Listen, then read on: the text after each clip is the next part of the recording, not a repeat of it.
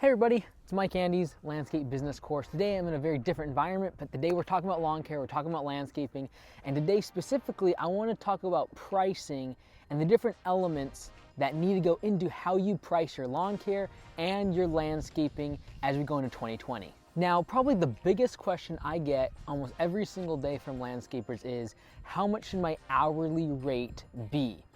Now, when we talk about hourly rate, we need to take into consideration there's two different sides of the equation. There's projects and landscaping, and there's maintenance and mowing and what I'd consider lawn care. Now, for the landscaping and for the lawn care, you need an hourly rate that you consistently use, and you should be making your estimates based upon budgeted hours. We've talked about that before, but today I specifically want to talk about what should the pricing be. I get the question a lot. And a lot of times I'm pretty vague because it really does depend on your market and what type of services you're offering and what your hourly rate is usually to your employees, things like that. Now, I want to give you a very hard set answer on what I would tell you if you asked, is my hourly rate too low? Is it too high? I'm going to give you a general answer that you can specifically use in your business. And maybe I'm off by a little bit, maybe I'm wrong, but I'm going to do this because it's a hard set number that you can use to determine if you're high, low, if you need to raise your prices, or if you are pricing yourself out of the competition.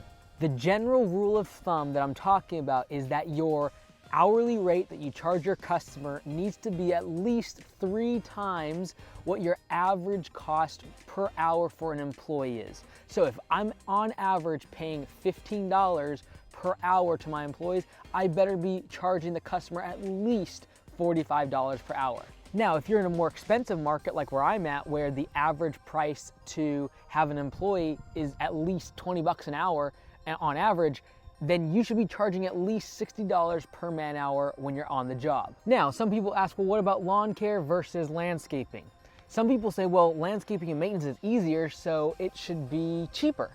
Well, in theory, maybe, but the problem is when you come to mowing and you have maintenance and you have an actual route where your guys are driving around to 10 or 15 different properties, you have drive time and you have a lot of wasted time, and you're much more, there's a lot more waste and you're much less efficient.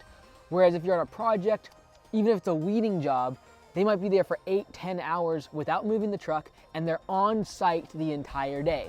So in general, if you're actually looking at how much dollars per hour you're charging the customer on site, your hourly rate should actually be more for mowing and for maintenance when you have a multiple stop route. But again, as a rule of thumb, you want your average payroll per hour, if it's $15, $20 per hour that you pay your guys per hour, you want that to be approximately 1/3 of the cost that you charge the customer. If you have to pay someone $15 per hour and to come work for you, but you're charging the customer $35 per hour, I'd highly recommend getting your prices to at least $45 per hour. Another quick measuring tool to see if you need to raise your hourly rate is what percentage of your revenue goes towards labor. If that's over 40%, you really need to start thinking about raising your prices or starting to consider whether or not your guys are efficient out in the field and just burning the clock. Another thing you need to think about when it comes to pricing is what's going to be your minimum charge. Now, a lot of people talk about this in terms of lawn care and mowing, but there needs to be a minimum charge for your landscaping jobs too. So for example, you might have a minimum charge of $25 or $30 per cut on your mowing, and traditionally the higher that number goes is the bigger the equipment setup is needed for your average lot size. So if you're hauling around a 20-foot trailer with 2 massive 52-inch zero turns and a crew of 3 guys, you're going to need that minimum mowing charge to be higher. Now, as a general rule of thumb, you want your minimum mowing price per cut to be 2 times your average cost for an hourly employee. So for example, if I do have $15 per hour for my employees, the minimum charge my mowing price per cut should be is $30. Now, I know a lot of people are gonna have disagreements with that, but I'm trying to help the person right now that has absolutely no idea where to start pricing and has no clue of hourly rates or where they should start pricing things out. Now, all of that being said, you're going to want to price check your market by having some of your friends or family ask a competitor for pricing on their property and get a general range of where people are at in terms of pricing in your market. Now, the minimum price on a landscaping job is traditionally going to be quite a bit more than $30 or what you would usually charge as a minimum for mowing. The reason for that is because with a project, usually you're going to need to meet the customer. And maybe it's not a project, maybe it's just a cleanup or a weeding job or raking out leaves or whatever it might be, or bark installation. Any sort of time when you need to meet the customer, you're not going to want to charge your minimum mowing rate. You're going to have other cost structures in place. That's where the estimate fee, or what we call the E fee, comes into place, where you charge to go see the customer. Some people can charge it on the estimate, some people can charge it on the back end in terms of rolling it into their labor. Some people actually will tell customers that it costs $50 to come just do an estimate. Regardless of how you have that built in your structure, you can't have $30 as your minimum price for a weeding job.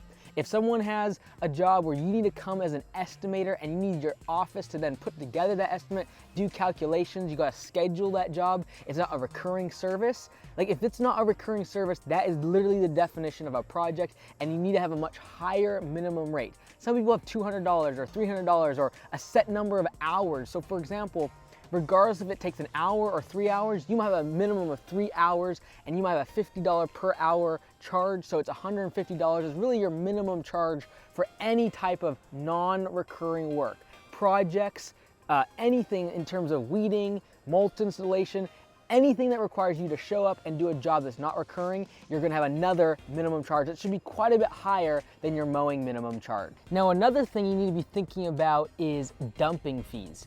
And this is going to come into play if you bag clippings or if you're doing cleanups with a bunch of branches, leaves, or other debris. What I recommend is having a set standard price per pickup truck of debris or dump trailer of debris, and so that every single time you come and you're doing an estimate, it's not guessing or just throwing a random number and how much you're going to charge for debris. A lot of people say, well, I can dump the debris at my house or I can dump it at my shop. But you have to manage that debris, whether it be pushing it over with an excavator or tilling it up so that it decomposes. The management of that debris should bring in revenue for your business. Now, the last type of pricing that I want to talk about is material markup. And this is most important if you do a lot of project-based work, cleanups, or non-recurring work that's not mowing or lawn care. Material markup is when you buy plants, materials of any sort, and then put it on the customer's property. So if I buy a yard of bark, I am going to buy it for example, at $30 per cubic yard. I am not going to then just sell that to the customer at $30. I am going to have a material markup of at least $10 to $15 on those materials. Same thing goes for plants. Now, there's a massive range of material markup that I see in the industry. Some people will do a 10% markup just to basically cover the cost of calling and setting orders. Other people will actually charge 50% or 80% markup on these materials. Now, my recommendation is that you mark up your materials at least 15 to 35%, in that range. And the thing that I'm not taking into account here is the fact that there's more time. Like, you gotta go pick up the materials from a supplier, or you gotta meet the client at the nursery to pick out the plants. That's gonna be hours. That's separate from the material markup. So if there's extra hours in terms of picking up supplies or choosing plants, that's all going to be different and accounted for differently on the estimate. But in terms of material markup, when I put 4 yards of drain rock on my estimate, and it's $30 per cubic yards, it's gonna cost me $120. I wanna be making sure I make at least an extra $20, $40 in material markup. That's gonna help recover your overhead, things like driving to the supplier and having an office staff. Material markup, if you're doing projects, is a great way to recover your overhead. Now, I know there's a lot of opinions of what prices need to be in this industry, what we should be charging. Some people are always saying, oh, I'm charging $150 per hour, or that's so expensive and it gets different in my market. I know there's a massive range. Today, I did not want to create controversy. My position here is to get you to start thinking about these numbers and giving you some parameters of what's common in the industry.